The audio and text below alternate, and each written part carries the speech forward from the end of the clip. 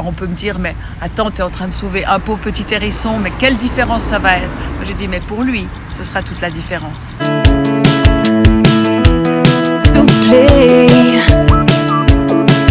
C'est ma marque. Bonjour madame. Bonjour. Je vois que vous étiez en train d'accrocher des noms sous les arbres. Oui.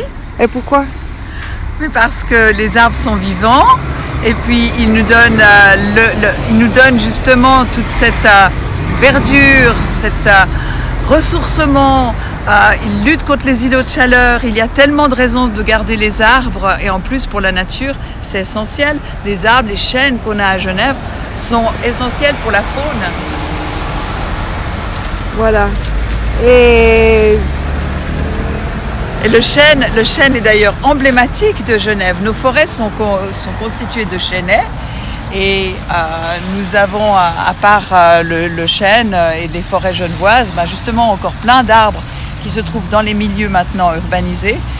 Et ceux-là, ils sont très importants parce qu'ils permettent de lutter contre les îlots de chaleur dans la ville et de ressourcer les gens, bien sûr.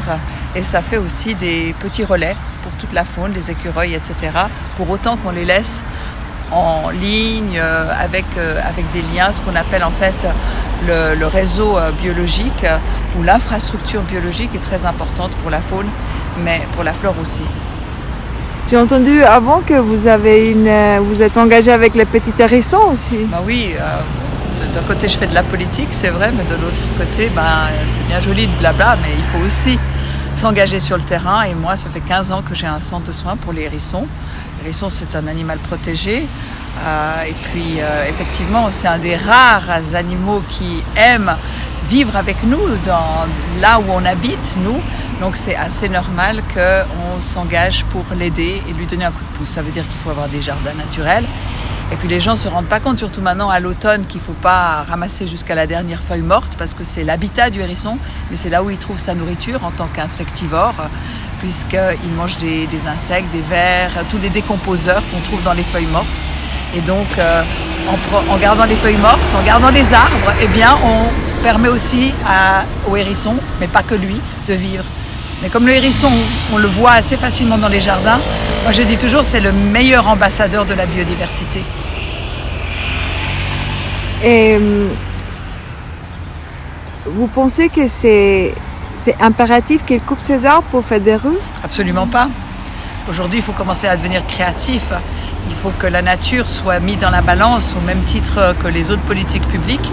Et donc, par exemple, ici, sur cette route de Pinchat, on a la possibilité de faire autre chose. Je pense que même, puisque c'est pour relier le nouveau quartier des Grands Essers, il y avait à un moment donné un transport par câble qui était prévu.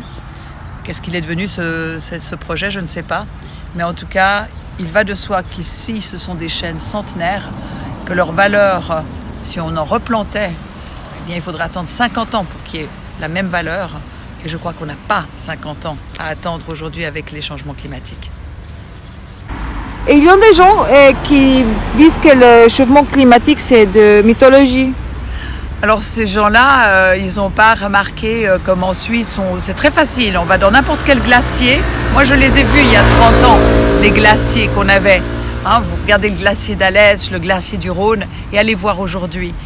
Je veux dire, moi, je l'ai vu de mes yeux, mais n'importe qui peut le voir de ses yeux, comme la glace, elle fond, elle disparaît. Et donc ça, c'est vraiment un signe du réchauffement climatique qui est très clair. Et puis après, on a eu des étés qui n'ont jamais été aussi chauds que maintenant.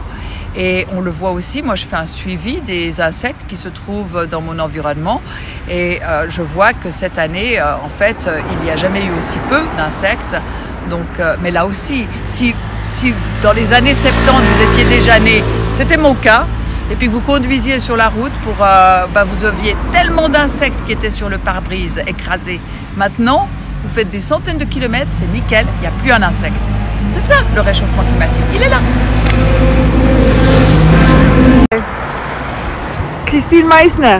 Oui. Donc, peut-être je suis naïf, mais je viens de comprendre que vous faites de la politique aussi. Oui, en effet. Voilà, donc c'est encore valable. Je suis au Grand Conseil. Au Grand Conseil. De la République et canton de Genève. De Genève. Et comment c'est possible que vous êtes là et Et il y a encore le danger qu'ils vont couper les arbres. Parce que je ne suis pas toute seule. Je suis probablement la personne qui aime le plus et qui essaye de faire le plus pour la nature au Parlement genevois. Mais je ne suis pas toute seule. Et puis ensuite, chacun a ses intérêts. Moi, c'est évidemment la sauvegarde de la nature, parce que sans nature, nous ne sommes rien. Nous ne pouvons pas vivre sans nature. Et quelle est la vie qu'on pourrait avoir dans le béton, la minéralisation qu'on a aujourd'hui? Pour moi, ce n'est pas une vie. Donc pour moi, de préserver l'environnement naturel, c'est préserver la qualité de vie des habitants. Et pour moi, c'est essentiel. C'est pour ça que je m'engage en politique, mais pas seulement. Et comment pouvons-nous vous soutenir, faire encore plus pour la nature? Comment pouvons-nous, les gens communs, Alors, je crois faire quelque chose en plus? Ce que les jeunes font aujourd'hui, de s'engager, de manifester pour le climat, c'est une bonne chose. Parce que quand on manifeste pour préserver un climat vivable, eh bien c'est la nature qui va nous y aider, c'est en préservant ces grands arbres. Donc, et ces grands arbres, ils sont là pour la biodiversité. Donc quand on s'engage pour lutter contre le réchauffement climatique, on s'engage forcément aussi pour lutter pour la nature et pour la préservation de la biodiversité. Et qu'est-ce que c'est pour vous une valeur, ou des valeurs? C'est la vie. Et la vie, elle n'est pas juste celle des êtres humains, parce que notre vie n'est rien sans celle de tous les êtres avec lesquels nous partageons cette planète. Et donc, si je sauve les hérissons, ma valeur à moi, c'est quoi?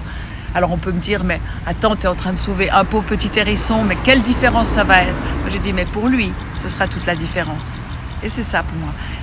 La vie, c'est une valeur très importante, mais pas n'importe quelle vie. Il faut que cette vie, elle puisse se vivre dans des bonnes conditions. Et alors aujourd'hui, je crois que si je m'engage pour la nature, je m'engage indirectement aussi pour les êtres humains. Et puis ma valeur, elle est là, c'est la terre. Merci. Super.